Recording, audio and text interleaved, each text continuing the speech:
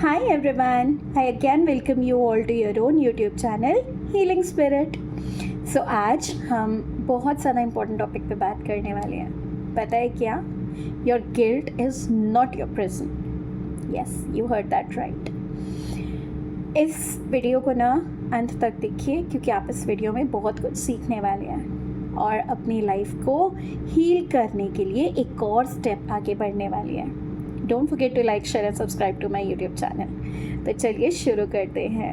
And शुरू करने से पहले ना मैं आप सबसे एक कहानी शेयर करना चाहती हूँ.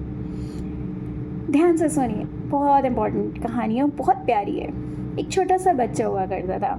वो बच्चा ना खेल रहा था. वो गेम नहीं होता जिससे एक डोरी लगी होती है, डंडा होता है, डोरी लगी होती है उसके ऊपर, और उससे अगर हम उसको उस पर जो वो होता है क्या कहते हैं इलास्टिक टाइप जो होता है, अगर हम उसको पीछे खींचते हैं तो दूर जाके निशाना लगता है बॉल का या पत्थर का, जो भी है. तो वो गेम खेल रहा था, राइट. तो जब वो एक बॉल के साथ खेल रहा था उससे, तो बॉल से निशाना मारता है. इतनी ज़ोर से निशाना ना उसके वहीं पे एक उसकी पेट चिड़िया होती है, उसको निशाना लगता है, उसको वो बॉल लगती है और वो वहीं मर जाती है चिड़िया. ये सब ना फर्स्ट फ्लोर पे उसकी बहन बालकनी में खड़ी होती है, वो देखती है. और उसकी बहन, वो बच्चा अपने दादा दादी के घर रहने के लिए आए हुए होते हैं. और वो जो पेट होती है ना, पेट चिड़िया, वो उसकी दादी की बहुत फेवरेट होती है. ठीक है. तो होता क्या है कि ये सब होते हुए उसकी बहन देख लेती है. जब वो बच्चा देखता है कि उसके निशाने से वो चिड़िया मर गई, वो बहुत ज़्यादा खुद को कोसने लगता है, डर जाता है, रोने लगता है. उसको लगता है कि बाप रे, मुझसे क्या हो गया, मैं मेरी दादी को क्या बोलूँगा, ये तो मेरी दादी की फेवरेट थी, मेरी दादी इसका कितना ख्याल रखती थी, वगैरह वगैरह. बहुत सारी चीज़ें, बहुत गिल्ट उसके अंदर होता है, बहुत सारे थॉट्स उसके अंदर आते हैं. तो वो बच्चा ही ना, आप सोचिए अगर एक बच्चा ऐसे सब कर दे गलती से ही सही, तो उसको कितना ज़्यादा गिल्टी फील होता होगा. यही हुआ. उसकी बहन ऊपर फर्स्ट फ्लोर की बालकनी से उसे देख रही थी. अगले दिन जब वो किचन में जाता है, उसकी दादी उसको और उसकी बहन को बुलाती है, वो उनको काम देती है करने के लिए. तो वहाँ पे उसकी बहन उसे साइलेंटली बोलती है कि आई नो एवरीथिंग, लेकिन अभी तुम कुछ भी मत बोलो, चुप रहो और जैसे दादी बोलती है वैसे अपना काम करते रहना. वो अपनी बड़ी बहन की बात मानता है, वो सारे काम करता है, लेकिन मन ही मन वो बहुत दुखी होता है. सबसे बात करना कम कर देता है, वो एक्सप्रेस करना कम कर देता है, खेलना कूदना ये सब बहुत कम कर देता है. और उसकी दादी साइलेंटली उसे ऑब्ज़र्व कर रही होती है, उसकी हरकतें ऑब्ज़र्व कर रही होती है. वन फाइन डे उसकी दादी उसको अपने पास बुलाती है और उसको हग करती है. और जैसे ही उसकी दादी उसे हग करती है ना, उसको वो प्यार, वो सिक्योरिटी, वो सुकून, वो एहसास हो जाता है जो बहुत प्यारा एहसास होता है. तो उसकी दादी जब उसे हग करती है ना, तो उससे रहा नहीं जाता और वो सारी बातें सच सच बोल देता है अपनी दादी को. उसकी दादी पता है क्या बोलती है?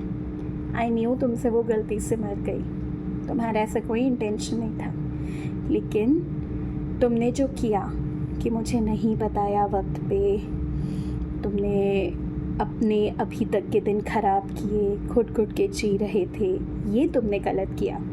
उसकी दादी उसको बोलती है कि मुझे बताने से पहले, मतलब इतने दिन रुकने से पहले अगर तुम आके मुझे बता देते तो शायद तुम्हारे अंदर ये गिल्ट नहीं रहता. शायद तुम वो वक्त जिसमें तुम गिल्ट के सहारे जी रहे थे, गिल्टी होके जी रहे थे, दुखी होके जी रहे थे, अपना टाइम वेस्ट किया, एंजॉय नहीं किया, खुश हो सकते थे तुम, वो सब नहीं किया तुमने. तो वो सब नहीं होता अगर तुम पहले ही दिन आके मुझे सब कुछ बता देते, मुझसे सब शेयर करते, मुझ पे विश्वास करते. मैं तो तुम्हें देख रही थी, मैं तुम्हें ऑब्जर्व कर रही थी, and I was just waiting for the time कि तुम आके मुझसे खुद सारी की सारी बात सच सच बोलो. Because what I wanted was कि तुम खुद आके बोलोगे ना, तो तुम उस गिल्ट से बाहर आ पाओगे. तुम्हें सुकून मिलेगा कि मैंने जो बोला है वो सच बोला है, मैंने पूरी ऑनेस्टी रखी है, मैंने अपनी तरफ से कोई गलत काम नहीं किया, कोई धोखा नहीं किया. सिमिलरली इस कहानी से हमें क्या क्या सीखने को मिलता है? इस कहानी से हम ये सीखते हैं कि जो ऑलमाइटी है, जो भगवान है, जो परम पिता परमात्मा है, जो देवी माँ है, किसी भी नाम से बुलाएं आप, वो हमें ना हर तरफ से देख रहे हैं। उन्हें हमारी गलतियाँ बहुत अच्छे से पता है। आप उसको एनर्जी भी बोल सकते हैं। वो एनर्जी, उनको पता है कि हम कहाँ कम पड़ रहे हैं, हमारी क्या गलतियाँ हैं, हर चीज़ तो उन्हें पता रहती है। दे आर जस्ट वॉन्टिंग अस कि हम उनके ऊपर पूरा का पूरा ट्रस्ट करें और ये जो ट्रैप है ना गिल्ट का, इस ट्रैप को ओवरकम करें। इस ट्रैप को अगर हमने, इस लूप को अगर हमने ओवरकम कर दिया ना, आप सोचिए आपको कितना लाइट फील होगा। आप rather than wasting your time, you will be able to focus on your life. You will be able to focus on what all is really important, what all is really worth doing. आप फालतू की चीज़ों में, फालतू की guilt में नहीं फंस के रहोगे। बहुत सारी चीज़ें होती है जो सिर्फ गिल्ट की वजह से आप फिज़िकली, इमोशनली, हर तरफ से आपको परेशानी होती है। हो सकता है कि वो गिल्ट की वजह से आपको कोई फिज़िकल बीमारी हो जाए, हो सकता है कि गिल्ट की वजह से आप चिड़चिड़े हो जाए, हो सकता है वो गिल्ट की वजह से आप किसी से लड़ाई झगड़ा कर बैठे, हो सकता है कि उस गिल्ट की वजह से आप अपने करियर पर फोकस ना करें। तो गिल्ट रखने से फ़ायदा क्या है, आप ये बताइए। एक फ़ायदा बताइए, अपने अंदर गिल्ट रखने से क्या फ़ायदा? इससे अच्छा आप अपना जो भी आपको लगता है कि मैंने ये गलत किया, मैंने वो गलत किया, अपना गिल्ट जो है ना उस ऑलमाइटी के सामने रिलीज़ कर दो। उनको सब सच बताओ, ट्रांसपेरेंट हो जाओ उनके सामने, क्योंकि अल्टीमेटली उनको तो सब कुछ पता होता ही है, राइट? उनको सब कुछ बता दो और अपनी लाइफ को लाइटर बनाओ और जो सही काम है उनके ऊपर फोकस करो। देखो कैसे आगे बढ़ते हो आप खट से। तो ये था आज मेरी तरफ से एक बहुत प्यारा सा वीडियो आपके लिए। मुझे कमेंट करके बताइए आपने क्या सीखा इस वीडियो से। What was your learning, what was your take away from this video. तो चलिए, don't forget to like, share and subscribe to my YouTube channel and फटाफट से कमेंट कीजिए। I am waiting for your comments. मिलती हूँ अपने अगले video में। Until then please take care, bye bye.